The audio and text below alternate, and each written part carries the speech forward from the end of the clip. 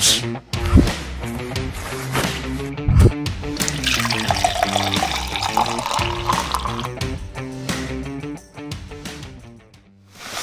guys, welcome to this week's video. So today is technically Sunday. It's such a beautiful day and it's the first day that it hasn't rained in Scotland in about 3 weeks. So I thought I would get myself out and go for a walk, try and soak up some of that yellow stuff behind me coming from the sky. It's amazing. So I've come to a place called The Lodge in Aberfoyle and there are quite a few nature walks you can do here, and one specifically I came to before, but the weather was a bit rotten and there wasn't a lot of sort of atmosphere going on, and we've had quite a lot of stormy weather recently, and when that comes you get a lot of mixed weather. So you get a mixture of sunshine, rain, clouds, misty rain. It's pandemonium, but it's fantastic to shoot in. I'm here to go for a walk. I've got my lightweight tripod with me. I've also got my heavyweight one because we're going to be going looking for a waterfall, which I found before, but the conditions weren't great and I didn't have the right lens, and I could have got much better photos, so I'm going to go and try and get some really cool photos down there just now. That should be fun, so let's go do it.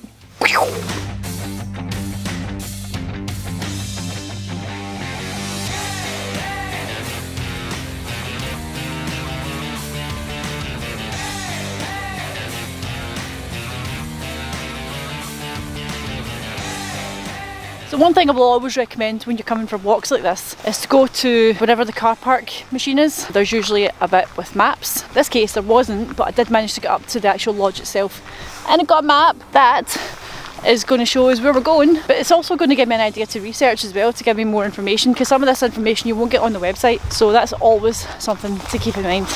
I've been here before and I've done one of the trails, so might do 2 trails a day depending how much light we have, but as you can see behind me, it's sunshine and blue skies, and you would not think that there was a snowstorm coming.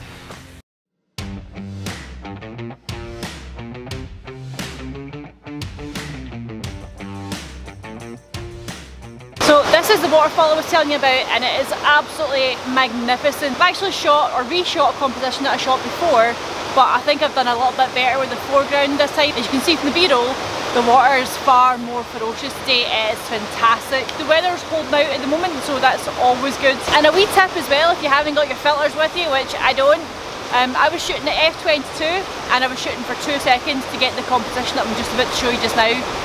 ISO 100 and absolutely no filters, no polarizers, although it probably could have done with a polarizer on it, but I'm still pretty happy with how it turned out.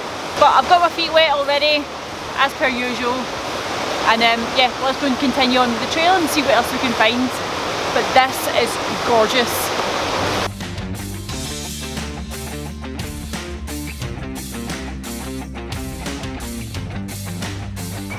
I can hear you. You're sticking your wee head up. And I decided to come down to this wildlife hide, which I'm currently sitting beside at the moment. It's magical. There's so many birds, chaffinches, blue tits, goldcrest, and quite a few robins, and one just came over and was literally sitting right, he's back again, he's over there. He's been sitting singing. He actually had his wee chest all puffed out and he was singing away, and he was just beautiful. I love the birds up here. It's so peaceful and quiet. I mainly came down to shoot the waterfall and I did get a picture in there, so it's fine, but if you have a 200mm lens, definitely bring it here because there's such a massive variety of birds if you're really into bird watching and wildlife photography and stuff as well. I was hoping the wee robin might show up before I left and so I could show you him, but he's not here. He is, he's behind me, he's on this side I think.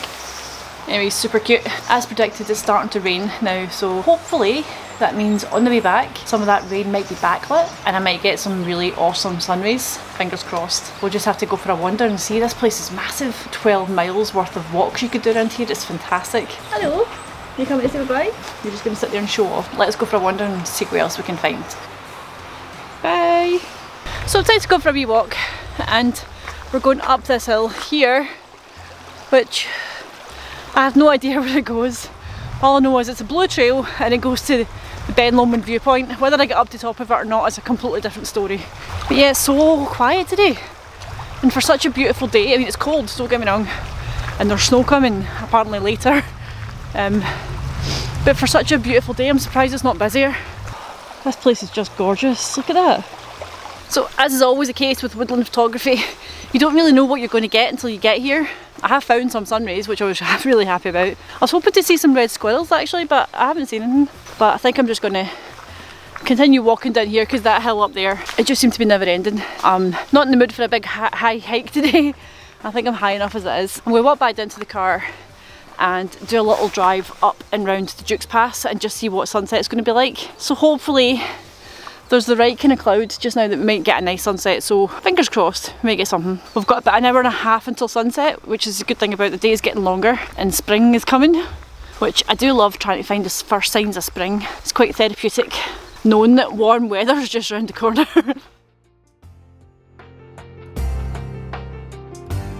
So whilst you're there, I thought I would get my, I actually realised I did actually have my zoom lens with me, which I'm deeply regretting now, so I'll probably grab a few robin shots on the way back, but I'll show you what I'm going to shoot just now. So first of all, put that on. That'll hopefully, I don't want to eliminate all those rays, but I do want to eliminate some of them. My hair's crazy. So just through there are some amazing low-hanging trees, and I'm going to try and shoot them just now and get some of that backlit light hitting them, and hopefully it'll make all that moss stand out, which looks really, really cool, especially with these rays behind it.